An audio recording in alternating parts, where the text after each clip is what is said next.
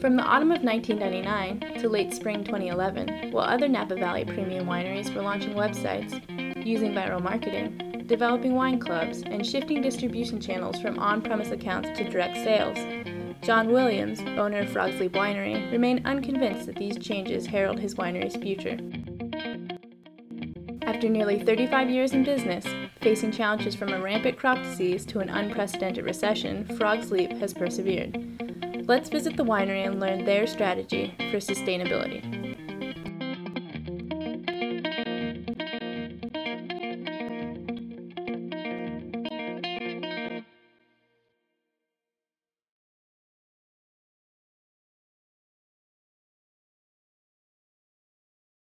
The one thing you can say is the Napa Valley's got great wine. Okay, so having a standout product, that's the first level. I mean, that's your minimum barrier to entry. You better have a great product. Okay, now that's step 1. Now let's get to step 50. Well, all the rest of the things to get you there, you better be smart all along the way. You better understand how your money works, how leveraged you are, what your cash flow looks like, when you're going to get in trouble, when you're not, where the best place to get glasses, what kind of discounts are you, because when you get to the end here, the difference between making it and not comes down to the 5 or 6 things you've got to do at the end where you're out communicating your story. But if you get to the end of the day and you say, well, it's a good product and it's got a good price on it, those are 2 good things. That might get you shelf space, but if it just sits there on the shelf, that's not doing anybody any good. I think that the smarter you are with the business aspects of running your startup or the business you've purchased, affords you the opportunity to do the things that add the luster to your story, to your brand.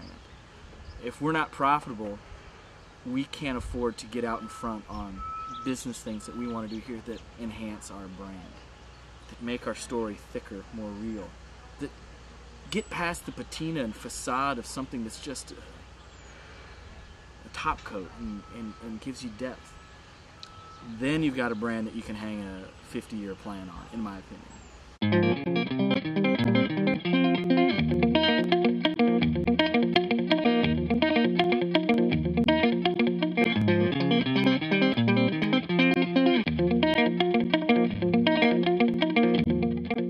The goal of sustainability is to sustain yourself and the environment and everything else, and so it's a process. It's not a it's a verb, not a noun. and so it's a process of thinking.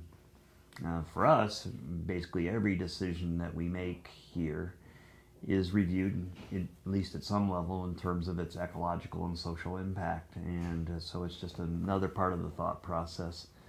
The ultimate goal of which is to sustain yourself well into the future and into future generations.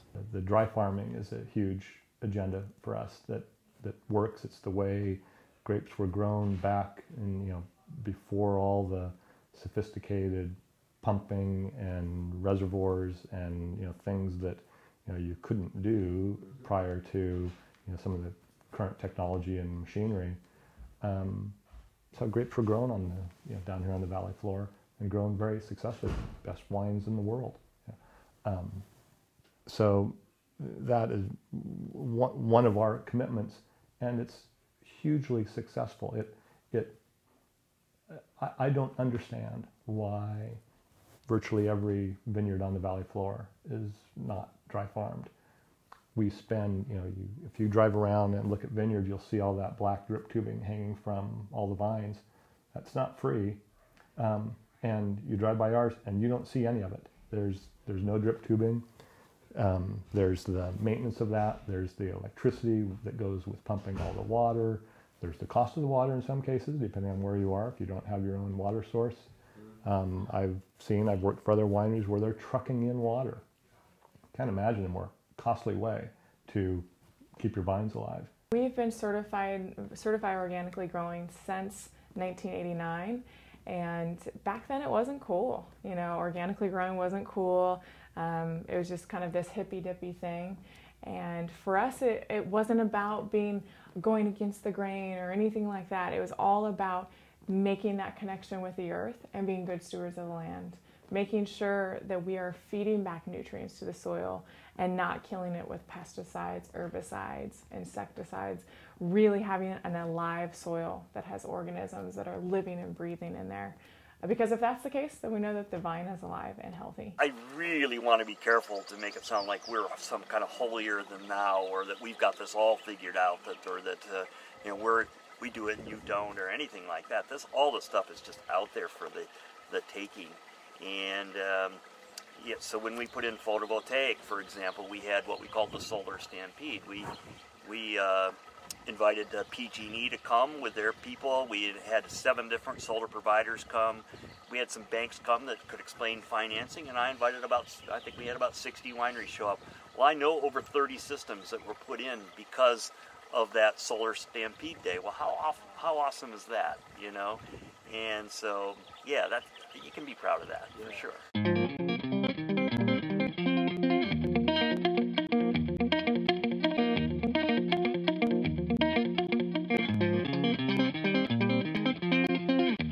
We didn't need a recession to teach us was that we're a small winery with a lot of big distributors out in the world. A lot of those, when we signed up with them, they were the small distributor, been purchased time and time again, and now they're the 8 million pound gorilla on the market, answering to masters the size of Constellation and Diageo, these sorts. And so here comes Frog's Leap wanting to talk to you, get management attention and salesperson attention, and share of mind, and all the sorts of things that you want on a regular basis. It was becoming harder and harder to get and maintain the attention of these distributors.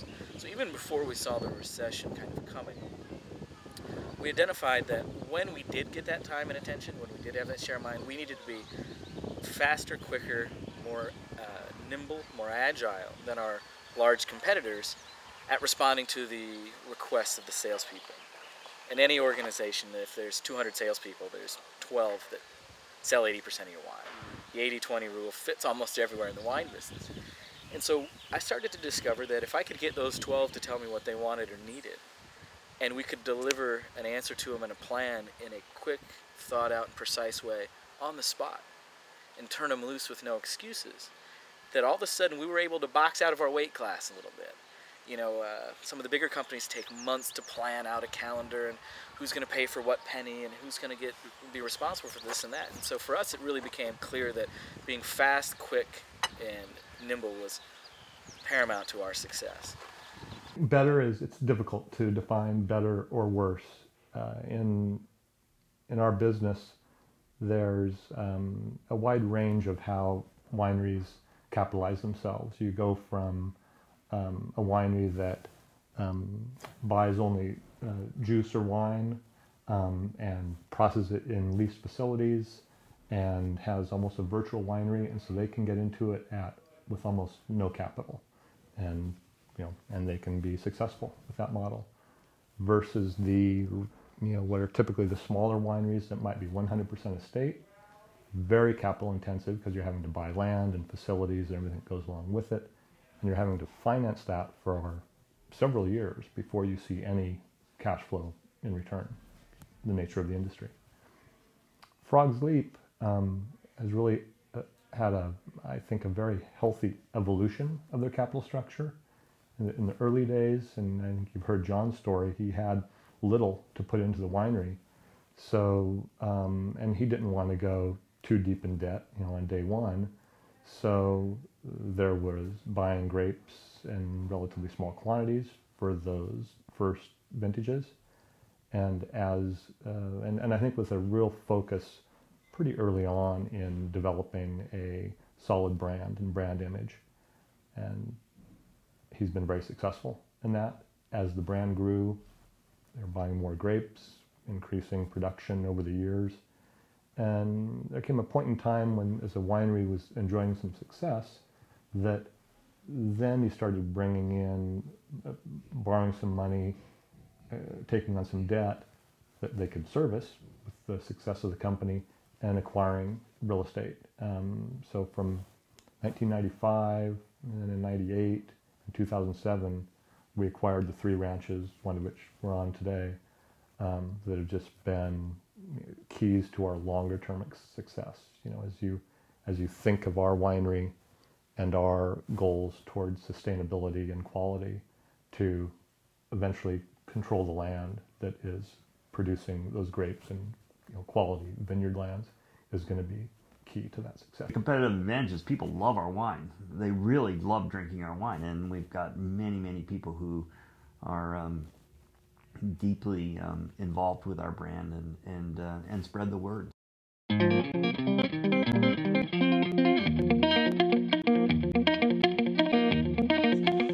Consumer direct, we were always behind. And these guys would just snicker and be like, "Oh, Jonah, one day when you figure out that selling direct to consumer is a good thing, you'll fit right in, you know." And we were selling everything we were making. Wines were fully allocated. We had a wonderful experience at Frog Sleep that was small and intimate. We saw 20, 25 guests a day, maximum. But when we saw the Great Recession coming, we knew that there was some fruit there that we needed to pick. We didn't have a retail presence here at the winery. We didn't have a wine club. We didn't have any of those things. And so when we said, look, we've got to recognize that at least for a period of time here, things have changed. We got to do a few things differently. And but can we do things differently that also respects what Frog's Leap is all about? So we didn't start a wine club. We started a fellowship, okay? And it's got its own, secret handshake and the whole 9 yards. And so is it really a lot different than a wine club? Yes, it is, because our attitude about it is that it isn't a wine club. It's a fellowship of the frog, with respect to how we programmed or discounted. It wasn't just the cookie cutter box things. We said, look, if we're going to do this discounting, let's build our brand in the process. And so we came up with an innovative way of incentivizing wine by the glass programs as opposed to going to big box sales or something like that. And so it's basically, no matter what the problem is that comes along, we say, well, let's think about this from a different point of view, or let's turn this on the end and look at it from a different perspective. And so 0809 gave us lots of opportunities to do that. I know that there's a real risk associated with growth becoming your overriding goal, and all of a sudden when that becomes the only thing that's important to you, you will start to compromise your brand value, your quality, your focus on things. You'll grow and you'll start to lose control of certain aspects, and you may think that you won't, but if growth becomes if that's the means to your ends, then you will have problems with that. At Frog's Leap, we aren't focused on this. We have to grow case volume by X% in any 1 year. I think our focus is much more on a sustainable business model, where if we can, as John said, let's grow and stay small and grow as a business, but not necessarily grow quantity. We can do that. We can. There are many things we can do in our business. Your focus on quality and brand and sustainability will then lead to the ability to work with pricing and channel mix and product mix, all of which can bring more to the bottom line and keep you sustainable as far as cash flow and a sustainable level of profitability that could go on for many years. From some numbers perspective, I've given it some thought and was looking, and I want to take a quick look and I'll tell you how this played out. I think you mentioned that the last case study that you're kind of following up was from 1999, and I looked back and was looking at cases sold in 1999 versus cases sold in 2010, and it's within 1,000 cases of each other from 99 to 2010. And maybe surprising to some people, we generated higher operating income off the 2010 cases than we did in 1999. So no growth at that production cases sold, but growth at the bottom line. that came from staying very efficient on the cost side of things, farming more acres, which is more efficient, cost efficient for us than buying grapes, taking advantage of expanding the retail channels, which was just kind of there for the taking in the growth, which we're not done with yet, and then improving that product mix. We know that our efforts and our continuing efforts to focus on the Cabernet Sauvignon that we're making, let's say at the expense maybe of some Merlot or Zinfandel. If we were to try to keep, if we were maxed out production-wise, say, you know what, we're better at making this cab than this Merlot, or maybe not better at it, but we can do more with that Cabernet, and that's going to generate more to the bottom line as well, and we can do it and be very proud of it. So I think that's interesting. I don't think you'll find very many companies that can look back 10 years and say, we sold as many this year as 10 years ago and made more money doing it. They would be saying, look at us, we sold twice as many and we maintained our bottom line, or maybe grew it some. But I think we're achieving that goal of working within this facility, what it can do, staying small, but sustainable.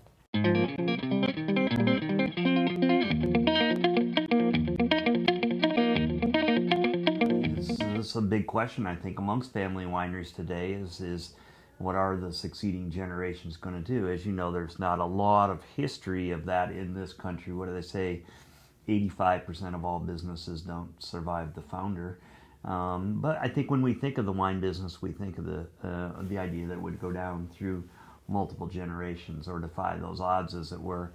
That's not been what we've been seeing recently. A lot of family wineries have been sold. I don't think there's any perfect formula for getting it to the next generation. My thought about that was make this the kind of winery anyone would want to be a part of, and if that interests any one of my three kids, then that will be the way it goes. We're certainly setting up. There's a tremendous amount of estate planning, and because of the values of these wineries that get embedded in the assets, there's a lot of legal and accounting work that needs to be done to even make it a possibility. So you got that layer, but then the other layer is making it the kind of business your kids or anyone's kids would want to be involved with. I look around and I see the things that we've done well, and kudos to John for being one of the industry leaders on these things. But what sticks out to me more are the things that we're not doing. The refrigeration unit that's not quite as efficient as it should be. It's finally getting replaced this year. The lights that should be a little more efficient than they are, or are left on, or the heat set too high, or the air conditioning set too low. You find yourself just constantly picking at it. And if we can start to solve the ones, photovoltaic, easy. 1,000 people, consultants will tell you how to do it. It's plug and play, great. We've picked off some of the low-hanging fruit, and now to kind of continue to push forward in this arena, it's the hard stuff that's left. And you kind of want to feel like you can roll over and say, we've done our part. Pick on the other guys. But that's not it. That's not the case. I know it's not the case. I know it's not the case for us just from our own standards that we've done enough. So the next 10 years will be the next 10 years will be the tough years, because we need to get the financial stability of the winery. We need to get the Great Recession far enough in our rearview mirror that we can afford to start getting out in front again on some new projects. That we can afford to finally say, look, we're going to subsidize $3,000 towards carpooling if you can do it consistently over X amount of days, or whatever it is. We've got to find a way to assign a number to that, to assign a benefit to it, and then to support it. And if we can do that, we'll continue to attract and retain the very best and the brightest. Because what makes this company efficient, profitable, and the fact that of the 50 employees we have, there's probably not a single one of them that wouldn't lie down in traffic for you if you asked them to, or if you called them up and said, hey, I need you to stand in the corner on your head and gargle marbles and peanut butter, the only question they're going to have is how many marbles and chunky or smooth, The loyalty that gets rewarded time and time again by the people that work here is outstanding, and it's by far our most treasured asset. And we need to maintain and sustain that so that this company continue to be a leader in the industry.